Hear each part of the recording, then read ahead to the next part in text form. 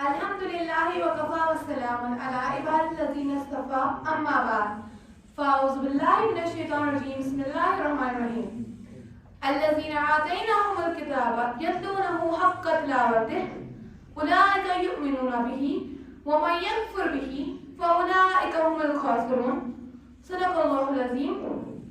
اللهم صل على سيدنا محمد وعلى آل سيدنا محمد وبارك وسلم عليهم. قابل احترام امام مسجد، چیئرمین ادارہ حق المبین، اساتذہ کرام، معزز حضرات اور میرے پیارے بھائی اور بہنوں، السلام علیکم ورحمۃ اللہ وبرکاتہ.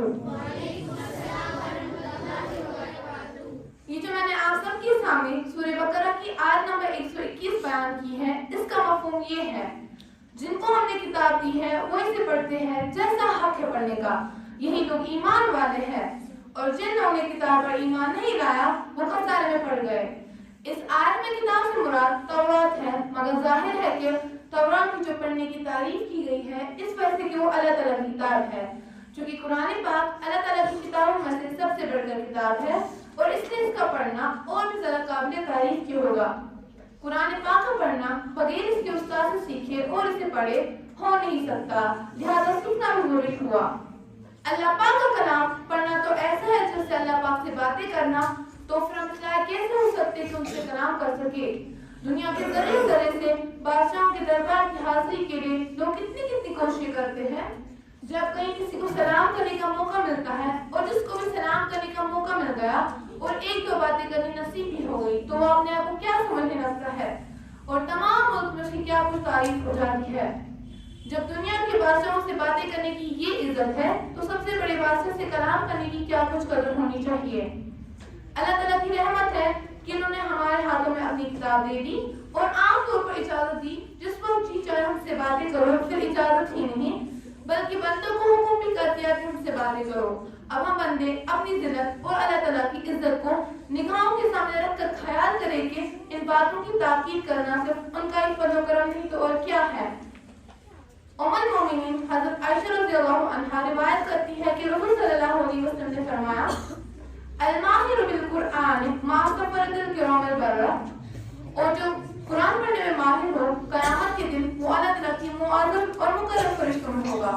والذی یقرأ القرآن ویتأتأ فیہ وہو علیہ شاق لہ اجران، اور جو قرآن کو اٹک اٹک کر پڑھتا ہے اور اس کو قرآن پڑھنے میں مشقت ہوتی ہے اس کے لیے دگنا اجر ہے.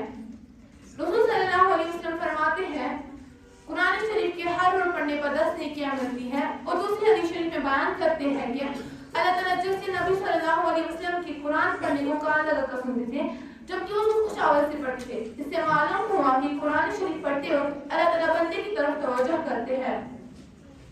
علماء کرام نے قرآن شریف کے 6 حقوق ذکر فرمائے ہیں. قرآن مجید کا پہلا حق یہ ہے کہ اس پر ایمان لانا. قرآن مجید کا دوسرا حق یہ ہے کہ اس سے محبت کرنا اور دل سے اس کی تعظیم کرنا. قرآن مجید کا تیسرا حق یہ ہے کہ اس پر عمل کرنا اور اس میں بیان کردہ آداب زندگی کو اپنانا. قرآن مجید کا چوتھا حق یہ ہے کہ اس کی تلاوت کرنا. قرآن مجید کا 5واں اور 6واں حق یہ ہے کہ اس کو سمجھنا اور سمجھ کر دوسروں تک پہنچانا. رسول صلی اللہ علیہ وسلم فرماتے ہیں قرآن شریف ایک دلیل ہے، یا تو تمہارے حق میں دلیل بنے گا یا تو تمہارے خلاف دلیل بنے گا. قرآن مجید تبھی تمہارے حق میں دلیل بنے گا جب تم اس کی تلاوت کرو گے، اس سے محبت رکھو گے اور اس کو دوسروں تک پہنچاؤ گے. قرآن مجید کیسے سیکھنا ہے، اسے کیسے سمجھنا ہے اور اس کی تعلیمات عام کیسے کرنی ہے، ان سب سوالوں کا جواب ایک ہی ہے: دینی ماحول سے وابستہ ہو جائیے. آخر پر میں اللہ تعالیٰ سے دعا کرتی ہوں کہ ہم سب کو قرآن کریم کے حقوق پر عمل کرنے کی توفیق عطا فرمائے. آمین. وآخر دعوانا الحمدللہ رب العالمین.